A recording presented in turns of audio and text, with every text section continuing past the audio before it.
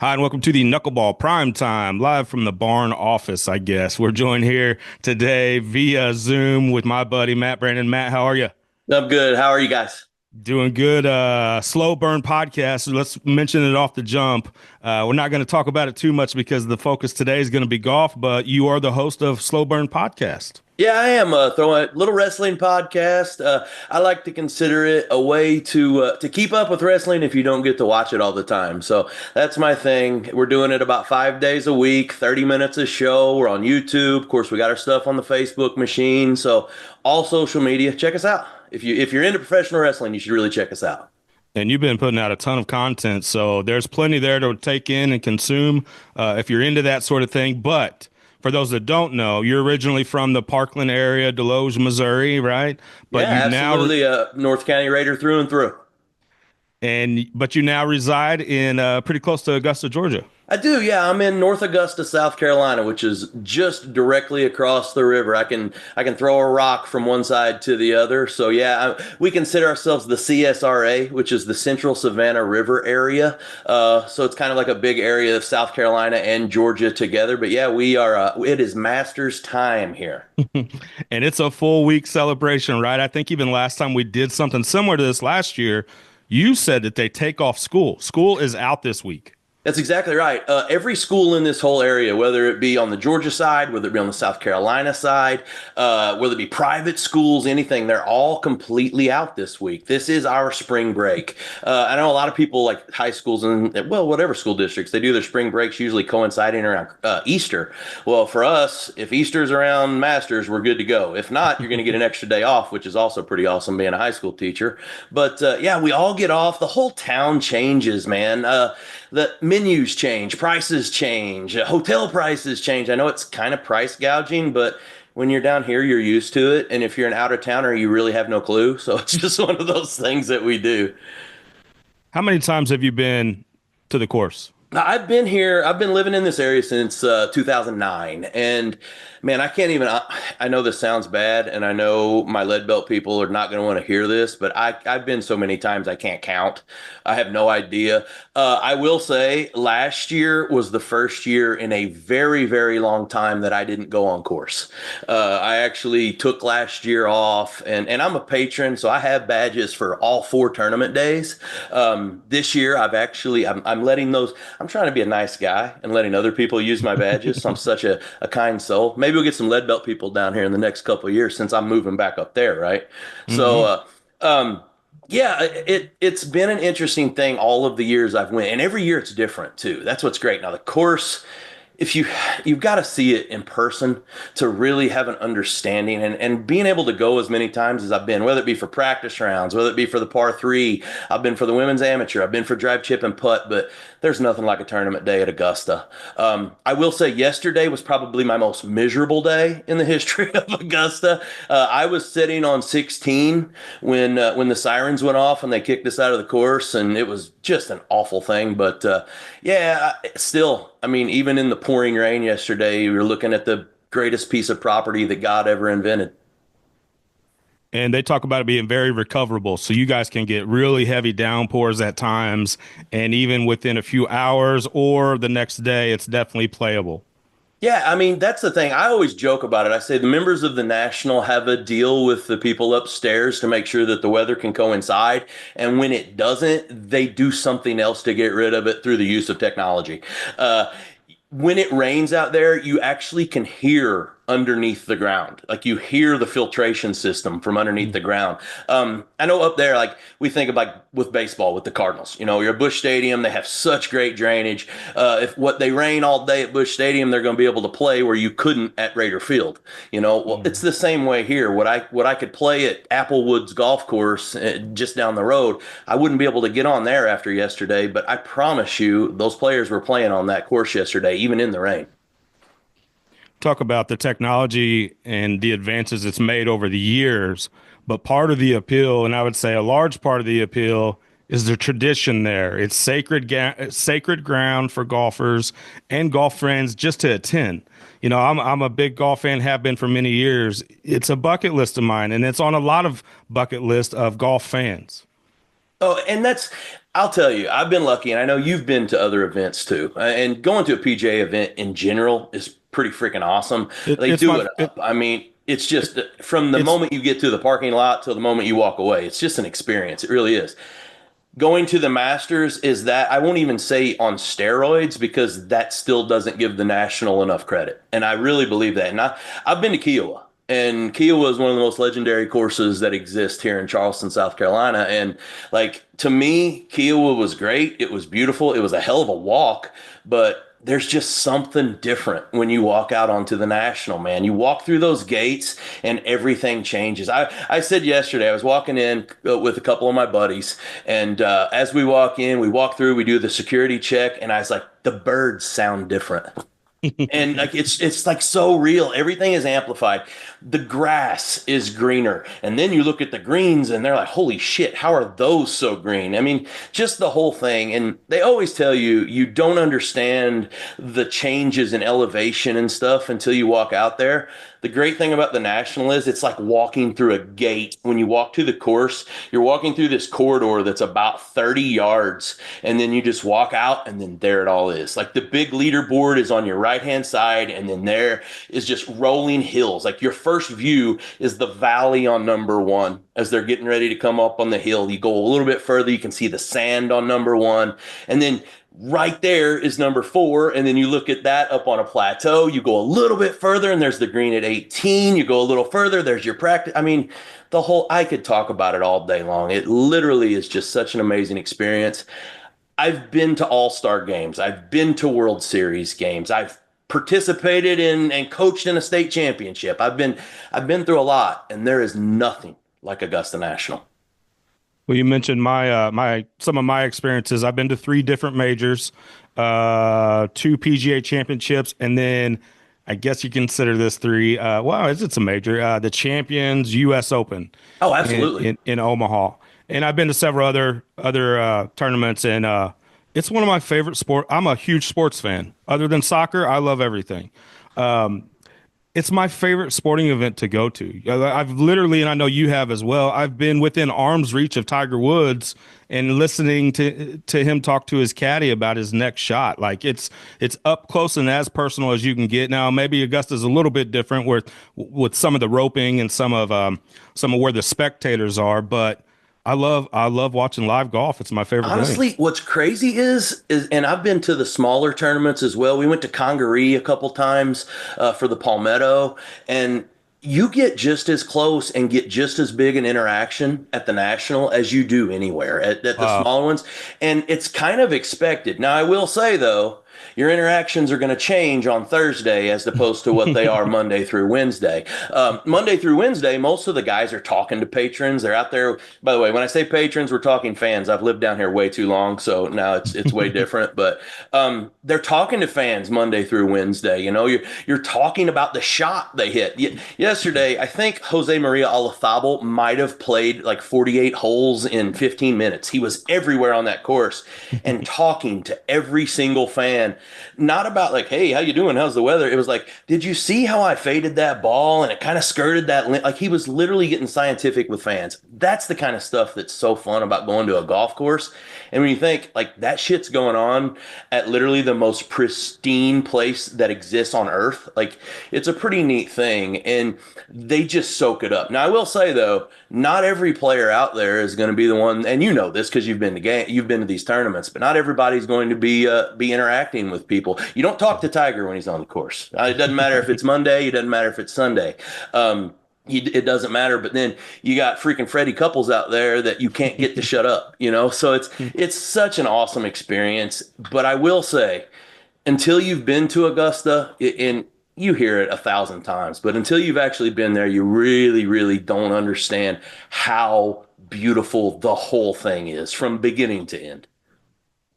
And that's, we're talking about some of these golf stars. They're huge celebrities. The real star is the course, right? Masters Week, everybody, we want to know who wins. We've seen the shots on Sunday and all these legendary things, but to me, it's the course. And when you go to maybe putting Augusta aside, or maybe not, I'm a walker, and I know it might be different because it's pretty hilly. I want to see and kind of take in everything. Sometimes I'll walk with a group for a little bit, and then I'll catch a different group. But I like to see the whole course when I attend events. And I'm sure you've seen the whole course, right? Yeah, absolutely. I always say the first thing I like to I have a way that I go about things when I get to the National. It's kind of a weird thing. I have a spot where I like to set my chair up. And by the way, if you've never been, you have to have a armless chair at Augusta National, which I think is kind of awesome because it keeps the crowd, almost tighter, which is kind of Yeah. neat. But like I have a spot. So I go up to the 18th green and I don't get on the rope because even though if you get there early enough, which I do, I'm there by daylight, and you get on the rope and you can see everything. I like to go up a little further, like maybe 10 rows up from the rope, and then you can see 18 green, you can see one tee box, and you can see 10 tee box. And it's really kind of an interesting little pathway.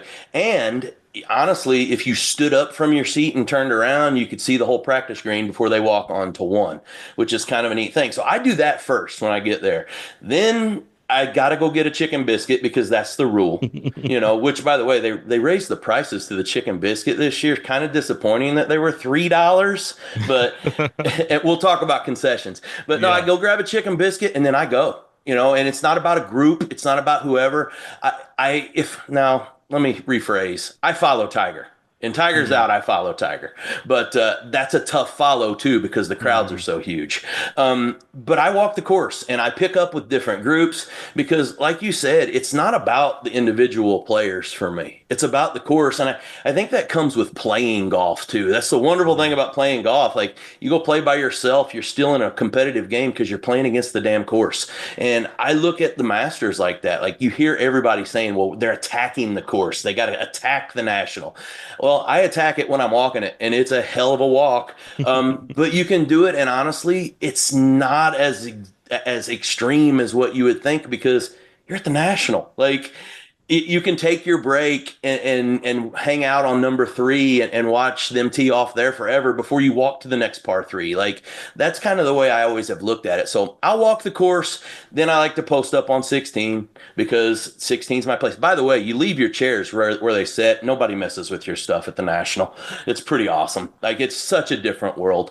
But yeah, I'll walk the course, then I go post up on 16. I'll go check some stuff out on Amen Corner. And then usually what I like to do is I spend the rest of the afternoon in my spot. And I'll stay in my spot and I'll get to see all the groups kind of come through. And I'm always the last person. I want to be one of the last people to leave the course. I really am. And what's really awesome is the last couple years that I had went, I've got to go on Sunday. So I've been able to do the championship.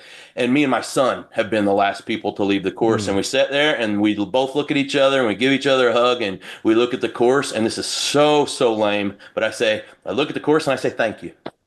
Mm. Thank you for all of this. And I say that and I got chills right now. Like it's so awesome. Well, there's that famous shot of when Hideki won it, and his caddy goes back on the 18th green and bows to it, right?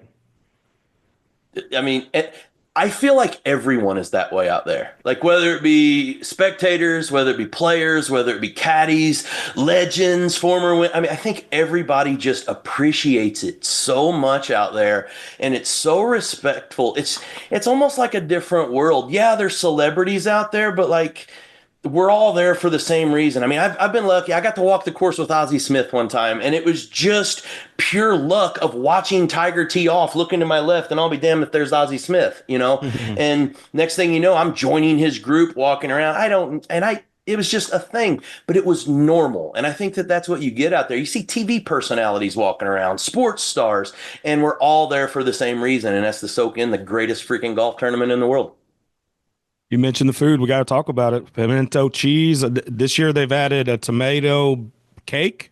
I see. That's what sucks is I've seen the menu, but I didn't get to try the new stuff because we didn't hit lunch. We were out of there yesterday at noon, and when they brought us off the course, it was like the most aggressive security has ever been. They were like, "Get the fuck out of here! You can't be here anymore." So, matter of fact, I got in trouble because we left our chairs on 18, and they I could see my chair sitting up there and they wouldn't let us go to get the chairs, but I got the chairs regardless. But yeah, the concessions, man, that's the best part about Augusta besides the golf and the course because you can go there and eat all day and not spend 20 bucks. Same thing. You can go and drink all day and not spend $20 unless you drink like I used to. So like the things, it's so amazing, the shock value of concessions at Augusta National. I'm a barbecue sandwich guy. I do a Mhm. barbecue sandwich and an Arnold Palmer bag of barbecue chips. It's like $5, and that's what you get. And that doesn't happen anywhere else. And that that's part of the No. appeal. You've heard the crazy stories, I'm sure, people flying in to get a bunch of pimento cheese sandwiches and then bringing them home to their master's party in their, in their man cave or Oh yeah. Well, I do it every year, and I know it's kind of crazy. Is at the end of the day, when I'm there, and I didn't get to do it yesterday because we got ran off the course for weather. But if I'm there at the end of the day, last thing I do is go into the concession stand and buy shit to bring home. Like that's the whole thing. I want to bring me and my wife. We'll eat barbecue sandwiches for the next 2 days afterwards. So and it's so good. It's good barbecue too, which is awesome. But the beer is cheap, the drinks are cheap, the snacks are cheap. It's just amazing. And I was shocked when I went to the PGA Championship. And you've been to a PGA Championship, so I was shocked. You go in and it's a freaking a bottle of aluminum bottle of beer is like $18. yeah. I'm like, man, you can get a freaking craft draft beer at Augusta National for 3. Like, Yeah. tell me how this works. I was shocked when I went to my first PGA event that wasn't Augusta National because I went to the National first. I did shit backwards. It's a Knuckleball Prime Time. Joined here with Matt Brandon of the Slow Burn podcast, wrestling podcast, but we're talking golf today and appreciate that. I got a couple more for you, Matt, and we'll let you get out of here. Amen Corner. Wow. I mean, Yeah. first off, like the history of it. Yeah. If you know anything about golf, you know Amen Corner. You know the great things that happened there. I always say the greatest thing for me that ever happened there was Tiger in 19. Like that's where everything changed was Sunday Yeah. at Amen Corner. You almost knew it was over. But like you see the players change when they get to Amen Corner and the shots that they have to take and the creativity that they have to do. But man, the biggest thing is just the beauty. I mean, you can sit up in the bleachers behind, let's just say 11, and you're sitting there and you have so much view. And if you're in the top of the bleachers and you turn around, you can literally see almost the whole entire course. I mean, blocked off by hills, of course, but you can see everything. But Amen Corner to me, and this is going to sound a little crazy, I don't spend a ton of time there because it's so crowded. That is the one thing I will say. You can navigate Augusta National really easy with the exception of like the opening line to get in. That's why I get there so early. Everything else is pretty easy to function. Bathrooms are quick, concessions are quick, but Amen Corner gets jammed up and it's at an area in the course too that can get a little bit congested. So I don't spend a ton of time there, but it's one of those two that you got to hit it up or else you haven't really experienced the Masters. So that's kind of how I look at it. But the history, it's all wonderful, but man, until you've seen it, it's just it's so beautiful. It's God's best piece of property. I guess we got to wrap this up by talking about a little bit of golf. Let's do it. I'm hearing Rory and Scotty versus the field. I'll take field. Yeah, I would Anybody? take field. Actually, I have a crazy projection this week, and I think most people are going to disagree with me, but I think this is Colin Morikawa's Masters to lose. Ooh. I don't know why. I saw him hit on the range yesterday too. I felt this before I saw him on the range yesterday, but there was something different about him yesterday on the range, and you could really see he was really methodical in his approach. And then, of course, I see a couple interviews with him yesterday evening, like it's his tournament, in my opinion. I think his game suits this course, especially with the course being a little slower than what it's been the last few years. Friday, it's going to rain. We're going to get rain here on Friday. So, the course is going to change. I have a feeling a grinder could win this. So you could see a Xander pull something out Yeah. like this too. But man, when you say two guys versus the field, I'm a betting man. You have to take the field, right? I mean, did Scotty play well enough at the Players to deserve? I'm not sure. No, he didn't play well. No, not at all. Now I tell you, the dark horse that everybody's talking about locally here is JT. Everybody is throwing JT out, and it's kind of weird to me because he's not completely loved around here. So it's kind of odd, but a lot of people are throwing JT's name out there because of the way the course is going to play this week and the fact that his game is pretty sharp. So we'll see. It's hard to bet though. It's hard to pick. It's hard to pick because The you just only never way you can, know. I always say the best way to bet on golf is just by playing fantasy golf. Anything else is just going to make you pull your hair out. Yeah, yeah. When I do actual betting, I've said this on air a few different times, but one of my go-tos was Scotty top 10. Oh It yeah. was it was just easy money. Now I wouldn't make a bunch because the odds were always pretty good, but I don't think I ever lost taking Scotty top 10. So Well, I think it's easier to explain to your wife because you have one. yeah, yeah. This is free money, hun. Don't That's worry it. about That's this it. one. Matt Brandon with the Slow Burn Podcast. This is the Knuckleball Prime Time and our Masters check-in. You're down there. You got the shirt right there. You take the memorabilia, right? You got to visit the store. Yeah, I mean that's the number one thing. And I will tell you, heart broke yesterday. I went to they have kiosks all over the course. I shouldn't say all. I think there's like five of them. And then there's the gigantic pro shop, obviously. The pro shop line yesterday, we were probably one of the first, I don't know, 2,000 people in yesterday. And that's pretty good. By the time that we had got situated, and I got my chairs up where they needed to go, the line from the pro shop wrapping all the way around to the opening gate, and that's probably about a mile and a half. Yeah, it's a hell of a freaking hike, man. The line was 80 minutes to wait, is what they said, which that's moving pretty damn fast when you think about the number of people. We decided to go to the driving range instead of getting in line. Worst fucking mistake of my life because I walked out of there without getting to go to the pro shop yesterday. So Mm. yeah, no new Masters shirt for me this year. My biggest thing is I get the Christmas ornament every year. And not having the Masters Christmas ornament is probably going to lead to a really piss poor holiday. And you can't get it online, right? It's only available at. I mean, you can get it if you find people that pirate that stuff and you Oh, want to right, pay a right. fortune for it. But I always say, like, this shirt here, nice shirt. Freaking, it's a FootJoy. I think, no, this one's a Peter Millar. Freaking $70 for, you're not going to pay that inside for, without this logo. You're not going to pay $70 for one of these shirts anyway. So, you Yeah. get a nice quarter zip for $100. Beautiful hats for 20. You got to love it. But Christmas ornament, ball markers, that's my thing. I got to speak from personal experience here. I know you guys get the week off, but and my job's a little bit different. These past couple years, I'm more in the field, so I don't get to do this. But when I had a desk job, uh, computer here, masters here, live on the range here, right? And not a lot of work got done during that time. And I guarantee I'm not the only one Well, that's the case. I can tell you this. Obviously, we're off, so we don't get a lot of that. But we did have that one Masters in November, if Oh, you right. remember, way back Yeah. when. And let's just say that very little world history got taught that Thursday and Friday, but we did learn a lot about golf. And I think my kids come to find out that I was maybe the biggest nerd ever, as if they didn't know because I have wrestling memorabilia all over my classroom. But it's just one of those things. I always said that this whole area changes, but the kids are probably the ones that change the most because those that aren't, if they're here, they're working out at the course, which is really cool because the Masters partnerships with all the local they partnership with all the local high schools to be able Mhm. to get kids to come out and work. But if not, they're on vacation because people rent out their homes. So that's kind of if you're here, you're going. If you're not here, you've rented out your homes and your parents are making a shit ton of money, so you're okay. Tell us again about the Slow Burn podcast. All right, guys, Slow Burn Pro Wrestling Podcast, where all the pro wrestling storylines live. We do a Tuesday show, we do a Wednesday show, Friday, Saturday, and Sunday. Check us out on YouTube. Subscribe to the YouTube channel. Check us out on Facebook. We're on all social media. If you're into professional wrestling, hit it up. And weirdly enough, professional wrestling and golf. That's like the weirdest fucking split of all time.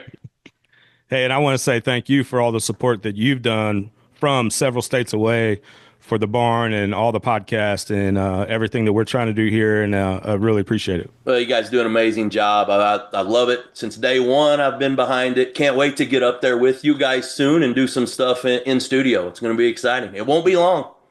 We're going to do a ton of stuff. I'm really Yeah. excited. And here's the other thing. My patronship will not go away. Mm. So I have a feeling in the next year or two, a road trip is going to have to happen. Yeah, I Well, mean, if you're in. well, I'm in. I've been on the lottery list for 15 years probably. And I've already talked to Benny about it. So I'm thinking that road trip's going to happen. well, if I ever get an opportunity, I'm there. So All I'm going to right. hold you to that. Matt Brandon We'll with the do it. Slow Burn podcast and our official Masters field correspondent, I guess. Uh, Matt, we'll catch you when you get into town, and thanks so much. All right, thanks, Chad. Keep it up, man.